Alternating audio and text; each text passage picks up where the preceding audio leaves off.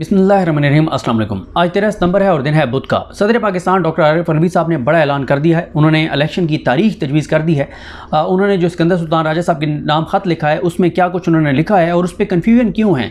कुछ लोग ये कह रहे हैं कि तारीख का ऐलान कर दिया गया है, कुछ कह रहे हैं ये तजवीज़ है, कुछ कह रहे हैं ये बहुत बड़ा ऐलान है, कुछ कह रहे हैं कि नहीं ये तो रूटीन मैटर है। तो मामला है क्या, मैं अपनी राय आपके सामने ज़रूर रखता हूँ क्योंकि मैंने सुप्रीम कोर्ट में इस केस को कवर भी किया है जो 14 मई में इलेक्शन वाला था और उसके बाद उसकी ज़ाहिर डिटेल जजमेंट भी आ चुकी है। पहले हम देख लेते हैं कि जो ख़त लिखा है आरिफ अलवी साहब ने उसमें क्या कुछ लिखा है। उसमें वो लिखते हैं कि सदर मुमलिकत ने यानी मैंने 9 अगस्त को वज़ीर-ए-आज़म के मशवरे पर कौमी असम्बली को तहलील किया। आइन के आर्टिकल 48(5) के तहत सदर का इख्तियार है कि असम्बली में आम इंतखाबात के इनेकाद के लिए तहलील की तारीख से 90 दिन के अंदर की तारीख मुकर्रर करे कि जब सदर जो है वो असम्बली को तहलील करेगा दस्तखतों के साथ वज़ीर-ए-आज़म की भेजी गई एडवाइस पर, तो उसके बाद सदर पाकिस्तान जो है वो 90 दिन के अंदर की तारीख देगा। ये आरिफ अलवी साहब का कहना है। उसके बाद वो कहते हैं कि आर्टिकल 48(5) के मुताबिक कौमी असम्बली के लिए आम इंतखाबात कौमी असम्बली की तहलील की तारीख की 89th डे यानी 6 नवंबर 2023 को होने चाहिए। ये क्या कह रहे हैं, तजवीज़ दिया कि उस तारीख को होने चाहिए।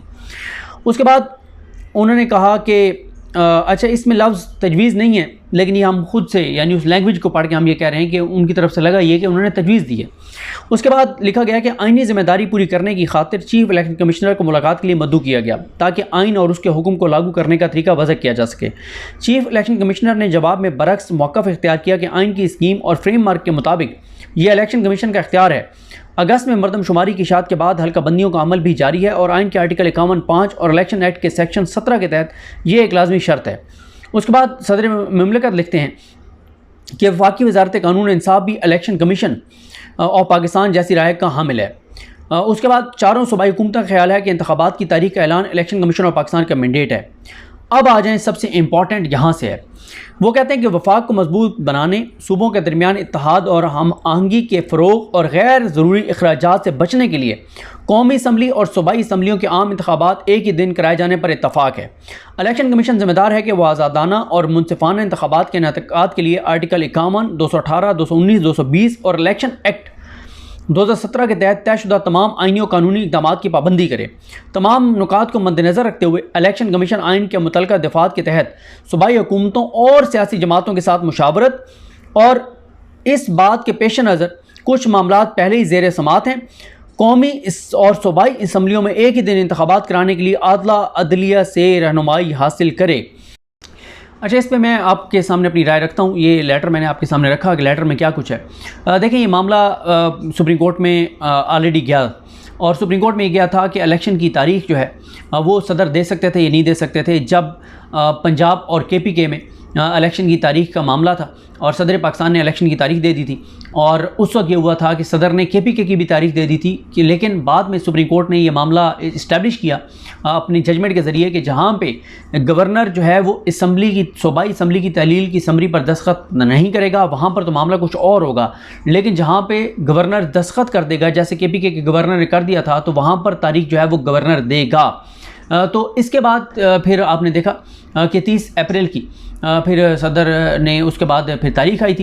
इलेक्शन कमीशन ने 30 अप्रैल की तारीख को आगे ले जाकर नवंबर कर दिया, 8 नवंबर कर दिया था।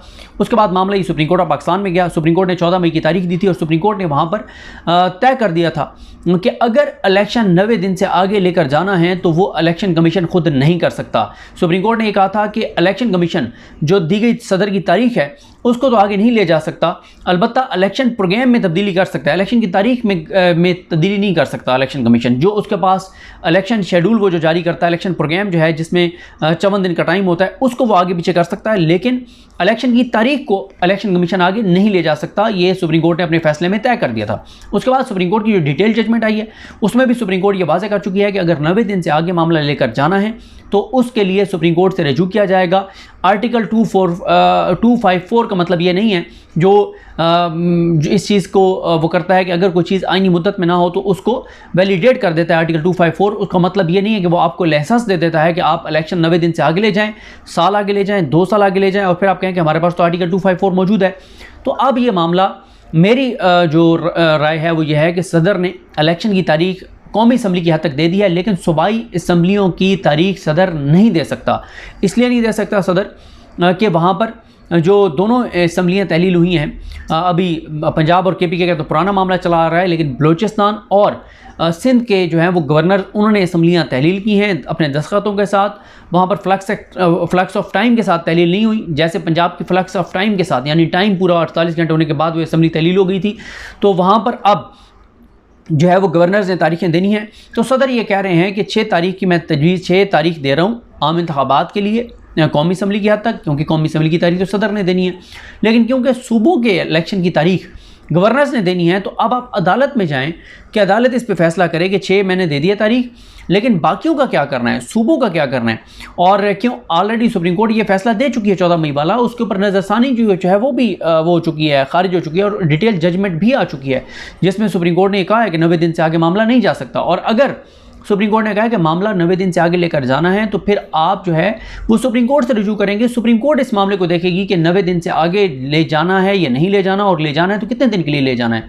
अब देखें सदर ने जो ख़त लिखा है, अब ये ख़त गले पड़ेगा सिकंदर सुल्तान राजा साहब के। अब वो ये नहीं कर सकते कि वो उठा के इस ख़त को रद्दी की टोकरी में डाल दें, या तो इलेक्शन कमीशन को खुद जाना पड़ेगा सुप्रीम कोर्ट ऑफ पाकिस्तान में, वो नहीं भी जाते तो मामला ऑलरेडी सुप्रीम कोर्ट में पेंडिंग है, क्योंकि तहरीक इंसाफ ये मामला सुप्रीम कोर्ट ले जा चुकी है। आई थिंक जमात इस्लामी ने भी शायद कोई किया हुआ है, लेकिन बहरहाल तहरीक इंसाफ ले जा चुकी है, और साथ सुप्रीम कोर्ट बार भी इस मामले को लेकर जा चुकी है कि ये जो मरदमशुमारी को नोटिफाई करने के बाद जो इन्होंने ये किया है कि जनाब अब इलेक्शन जो है वो फरवरी में होंगे, और ये जो फरवरी की तारीख है ये भी इलेक्शन कमीशन ने नहीं दी, ये भी इलेक्शन कमीशन ने नून लीग को कहा है कि जी हम फरवरी में कराएंगे। ये सबसे पहले ये तारीख जो है वो राजा रियाज साहब ने दी थी, क्योंकि राजा रियाज साहब ने कहा था कि हमारे बड़ों ने ये फैसला किया है कि इलेक्शन जो है वो 15 फरवरी से एक हफ़्ता पहले होंगे, एक हफ़्ता बाद होंगे। ये बात उन्होंने राना मुबशर साहब के प्रोग्राम में सुनो TV पर कही थी।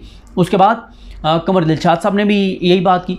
उसके बाद कमर दिलशाद साहब इस वक्त पाकिस्तान की सबसे बाखबर 3 शख्सियात हैं, कमर दिलशाद साहब और साथ ये जो हैं राजा रियाज साहब और अता तारर साहब। उसके बाद क्या हुआ कि कमर दिलशाद साहब ने उसके बाद कहा कि नहीं, ये अब मामला जाएगा मई में।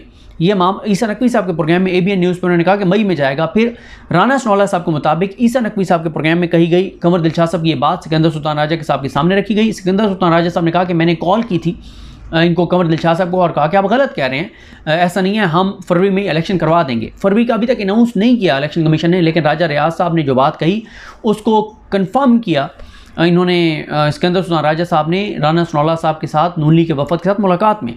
अब नवाज शरीफ भी फरवरी में इलेक्शन चाहते हैं, सिकंदर सुल्तान राजा साहब भी फरवरी में इलेक्शन चाहते हैं, कमर दिलशाद साहब पहले बता चुके हैं।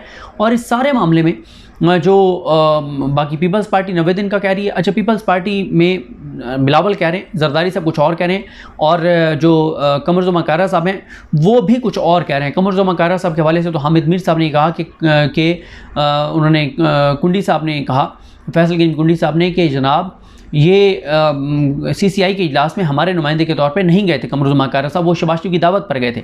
और मैं आपको ये बात बता चुका हूँ कि मियां नवाज शरीफ बहुत ज़्यादा पसंद करते हैं सो कमरुज़्ज़मान कायरा साहब को, और नून लीग के अंदर ये सोच पाई जाती है कि अगर सीट एडजस्टमेंट ना भी हुई पीपल्स पार्टी के साथ, तो कमरुज़्ज़मान कायरा साहब जो हैं उनके मुकाबले में शायद नून लीग अपना बंदा खड़ा ना करे, क्योंकि अगर नून लीग बंदा खड़ा करेगी तो फिर तो कंफर्म कमरुज़्ज़मान कायरा साहब हार जाएंगे, लेकिन नून लीग बंदा खड़ा नहीं करेगी, वो जीत जाएंगे। मियां नवाज शरीफ ये चाहते हैं कि पीपल्स पार्टी के अंदर कुछ आवाज़ें ऐसी होनी चाहिए जो नून लीग के तर्जमान हो, पीपल्स पार्टी के अंदर जो नून लीग की आवाज़ बोलें, जो नून लीग की ज़बान बोलें। और कमरुज़्ज़मान कायरा साहब शरीफ ख़ानदान को आजकल जैसे डिफेंड करते हैं, ऐसे तो मैंने नहीं देखा कि आजकल बेहतरीन अंदाज से अता तारड़ या तलाल चौधरी भी इस तरह से डिफेंड करते हैं शरीफ ख़ानदान को जैसे कमरुज़्ज़मान कायरा साहब करते हैं। तो इसलिए कमरुज़्ज़मान कायरा साहब कुछ और बात कर रहे हैं। अब ये मामला या तो सिकंदर सुल्तान राजा साहब को खुद ले जाना पड़ेगा सुप्रीम कोर्ट में, वरना ये सुप्रीम कोर्ट में मामला ऑलरेडी गया हुआ है। सुप्रीम कोर्ट और सदर ने जो है वो अपनी आइनी और कानूनी जिम्मेदारी पूरी कर दी है। उन्होंने कौमी असम्बली के इंतखाबात की तारीख दे दी है। अब ये गले पड़ गया है मामला इनके सिकंदर सुल्तान राजा साहब के, और ये इतना आसान नहीं है। ये जो एक नैरेटिव है कि जी उन्होंने तो जो है वो सिर्फ तजवीज़ किया है और इसकी वक़्त नहीं, इस ख़त की बहुत वक़्त है।